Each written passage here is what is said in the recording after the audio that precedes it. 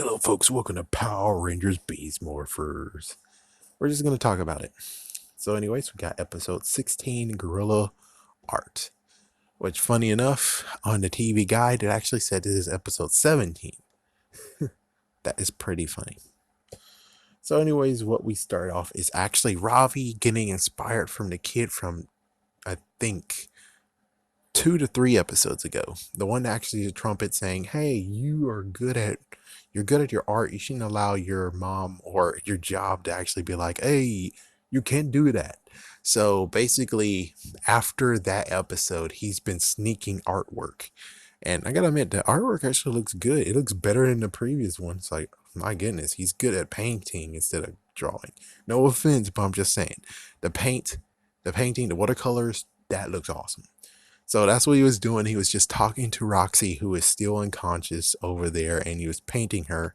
And then all of a sudden, Smash shows up and he's like, "Oh, hey," and he's like, "Oh, fuck." So Ravi goes in there, breaks into his system, and actually, son of a bitch. I hope you guys didn't hear that. My gosh, I really hope you didn't. But anyways, he broke into his mainframe and actually erased a few, son of a bitch, erased a few bits of seconds for him actually discovering it, and then he actually reactivated him as he put all the stuff away, and he's like, "What happened?" And eventually, self-consciously, or he crossed some wires, now Smash actually wants to paint, and it's crazy. He just painted on the table and he's like, "I need to have a better canvas, maybe go outside and paint a building." It's like, holy frick. So that's what he does. He actually goes to a building, which I personally think it actually is a restroom area. Yeah, you know, the usual places in a park where he's like, "I gotta use the restroom." I think that's the building that he's painting on. So anyways, he's painting, and then all of a sudden Ben and Betty walks it by and say, "Oh frick, did they tell you to get out of the lab, man?" It's like, "Did you tell them you're out?" It's like, "Oh, we gotta call the commander." And then after that, they're like, "Okay, we're gonna be stupid morons and actually try to get rid of the paint with napkins or paper towels or something." It's as bad as freaking Principal Skinner being like, "Oh my gosh, the school is on fire. Here, Willie, have some wet naps." It's like, "What? Wet naps?" It's like, "Oh my gosh, these wet naps are not doing it." It's like, yeah, that's as stupid as what's going on here. Is yeah, but at least this groundskeeper Willie one's funnier because they were like, "Oh, the hose. Someone took all the fire extinguishers. Well, all we got left is the wet naps."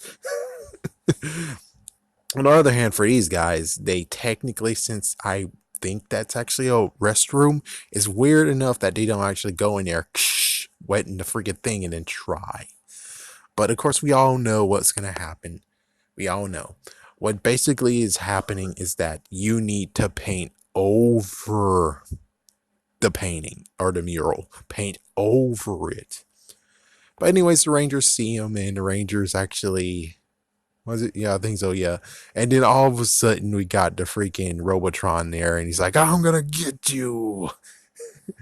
Let's go to the bad guy side for 1 second. We're gonna go to Evox and his crew of merry men, Spanish men, not because Spanish.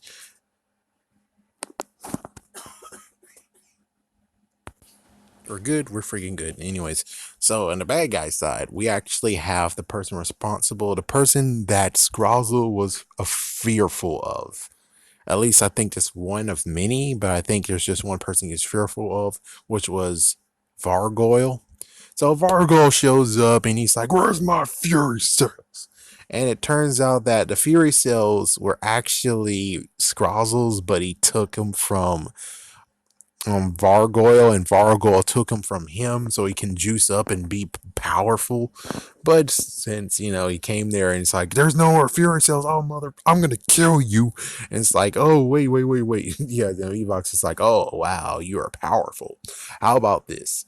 I allow you to have the things that we've been hyping up for like a few episodes now. If you're able to defeat the Rangers or at least get what we want you to get, you get to have 3 power-ups." You get to have the 3 power-ups that I was gonna entrust to either Roxy or Blaze. So he's like, okay, I'm in. All right. So he goes down there and he brings a Robotron with him. Oh wait, sorry. That was afterwards. My mistake. Yeah. So beforehand, we got a Robotron and we have Roxy and Blaze down there. And for some reason, they're trying to get Smash for some reason. I'm not sure why, but he's trying to get Smash for some reason. So yeah, they tried to do it, and it's pretty cool that they had choices of who they're gonna choose. And well, Ravi actually got not chosen.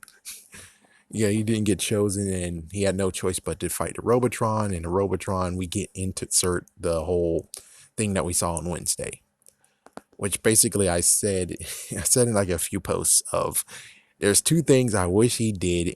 I wish those two did in the freaking preview, which is one, Smash throw his paintbrush in the Robotron's eyes, and B, Ravi when he was sucking, yeah, when he was sucking with the fan, he just throw a saber in there instead of I'm gonna get you. Instead, just throw the saber. There you go. It's like, yeah, that's so easy, but of course, sadly, the comments are still disabled and most likely will forever be disabled.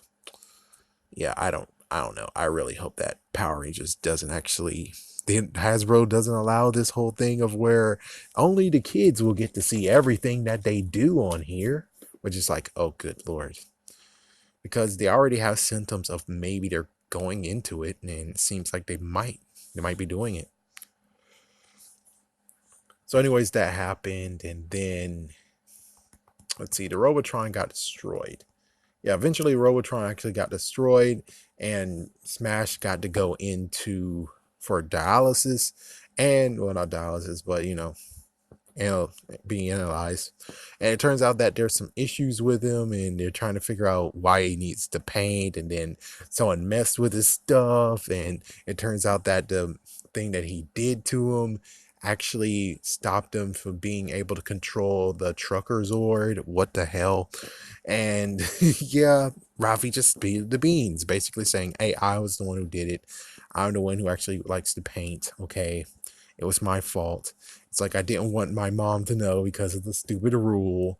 And it's like, yeah, because yeah, the mom actually was like, the commander is like, yeah, we need to make Smash stop doing that. And I'm like, it would have been interesting if he just wanted to do it anyways.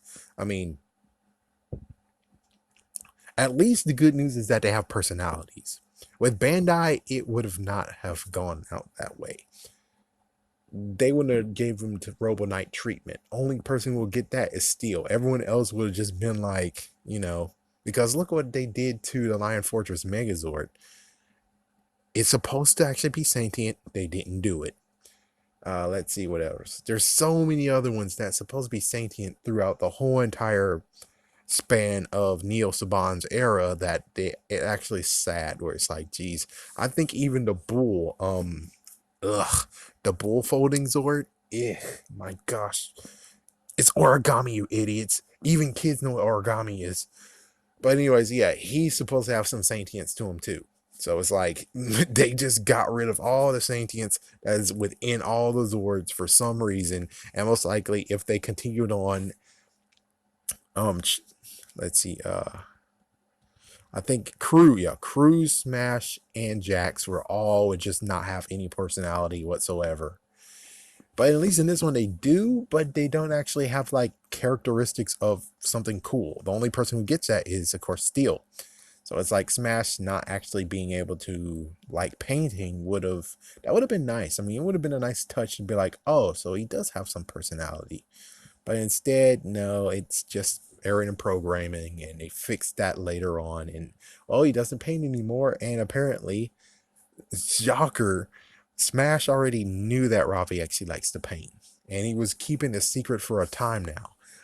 The thing is that he should have been able to say, oh, hey, Ravi. Oh, wait. I know you like to paint. I know you like to paint. What? I've actually seen you painting for quite a while now. I didn't tell your mom. Okay? I didn't tell your mom. It's like, yeah, it all would have been solved if he was able to quickly say it as fast as he can, but no, he couldn't. So then insert Vargoyle. And Vargoyle is interesting. He decided to hide himself and he decided to actually play like as if he's weak. So one by one, he's like, send a Giga Drone. And he sent a Giga Drone out, and the Red Ranger had to leave. And of course, since it's flying because of the previous Robotron, the Yellow Ranger had to leave too, even though I'm like, why exactly did the Yellow Ranger leave and not the Silver Ranger too? And of course, the Gold Ranger is actually not even there. So I'm just saying, it's like it's makes more sense that the Silver and Yellow Ranger are together because they both have flying Megazords and they both can actually take him out. But of course, I know chances are it's stock footage. Chances are.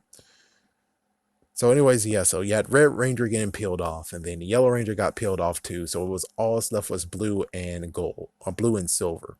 And eventually, Blue actually shaved off too because he actually Truggerzord's already good to go now, and they combined to actually make the Ultrazord. And of course, well, Fargo just decided to be like, ah, you stupid idiot. I actually am better. The charade is over. I'm now gonna be hardcore on you. And it's crazy. It's like, yeah, he totally actually took down Steel to the point of where he knocked out of his morph. The only way how he actually got saved is because Nate actually came in and jumped to the rescue. But it's like, wow.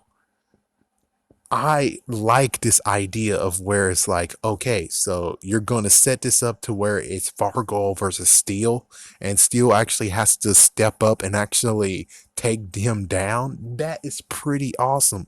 I really hope that's what's going down. Not this, hopefully, it's not going to be a throwaway, which I don't think so, but maybe I'm looking too much into it. But I really hope that Steel actually does have a rival now, and it's actually will be interesting to see how both of them will. So, of course, the monster got defeated. I mean, the Gigadrone got defeated, and Vargo actually returned. And they, of course, the Gigadrone was able to actually get some Morphex out of him too. So he was able to drain some Morphex. I guess it teleported the Morphex or something. I'm not sure. Yeah, that's one little thing of where it's like, Anyways, so Vargo actually did what he needed to do. He got Morphex, and he's like, you did better than everyone else, so here is the power up. And now he got all three of the data discs. And of course, Roxy and Blaze are going to backstab him, which I'm like, I enjoy the fact that you have some infighting secretly in this. I enjoy it. And of course, yes, some people will be like, but Ninja Steel had it too. And I'm like, I'm sorry, but even Ninja could have done it, did better backstabbing than this. It's like Ninja did better backstabbing than this. Even Ghost Sagers that's supposed to be Megaforce, it had a major backstabbing moment where it's like, wow, all this time, it's the main person that they're going to go against has been in all three of the evil groups. That was crazy. That was freaking crazy. And he had a crazy backstory too. But of course, Megaforce did not do it justice at all to this character. And that sucks. So the way it ends, it's very simple. How it ends is that everyone is now chipping in the paint. So they're painting over the mural, and of course, which is very touching, is that for the first time, Smash got a hug from Ravi. That was nice. That was nice because he said, I knew it the whole entire time. And he's like, I would never tell because we're connected. And it's like, yep, he got his hug for the first time ever. Don't get used to it though. And of course, the wall is done, and we have to finish it with a funny gag, which is, well, yet again, Betty's fat ass. It's like Betty's fat ass sat down, and both of the buckets, which is buckets of water. So I'm like, okay, so it's not paint, it's water. It's water. I guess it's watercolors, but sure, but the watercolors shouldn't look that good though, unless it's water soluble. Anyways, I'm talking just some art talk. But anyways, yeah, the 2 buckets of water went on Betty and on Ben. Now, let's just get to the little part before I end all this, which is who wrote this? Nope, it's not the Climate Cluo. No, they didn't write this. Because notice, it wasn't way over the top. It was decent and subtle. I mean, Yeah, it was decent and subtle, because if it was actually the climate kuo, what would happen is that they would have got a fire hose, and the fire hose would have went super crazy up in the air, which would fling them all the way to somewhere, just like what happened with the bike in that one episode. So yeah, it wasn't that. It was very subtle, and it sucks that the climate kuo do not have any idea how to do subtle whatsoever. It's like it, they're not as wacky as they were when they were quotations forced to be wacky, but they're still technically wacky. They still actually do go over the top. But anyways, this was Johnny Hartman who did this. And Johnny Hartman is pretty good. I mean, he actually kept it subtle. He kept the funny parts subtle. Let's see, what was the second one? The second one, I would say most likely what will happen is more crap of where they set up stuff in the background for Ben to freaking trip over and stuff, and it just gets into a messed up crazy part of where they just laughing while they're slipping around and stuff. Most likely something like that, or maybe Betty actually sat down and the cans go right up in the air, and they're like, whoa, where did it go? Where did it go? And boom, boom. That most likely what will happen is that's what Climate Clue would do. It's something that crappy. But hey, I enjoyed the subtleness. At least it was subtle. I mean, it would be great to do without it. But more than anything, at least it was subtle enough to be like, oh, okay. Not too bad, but still though. If you do have to have it, at least is this decent. This is kind of subtle. The episode itself was pretty good though. And I really hope the setup that you're giving us is well worth it. I really hope so. I do kind of wish that the episode was called Art of the Apes. No, Arts of the Ape. You know, like Planet of the Apes, but hey, art. You know, art, gorilla art is okay, I guess.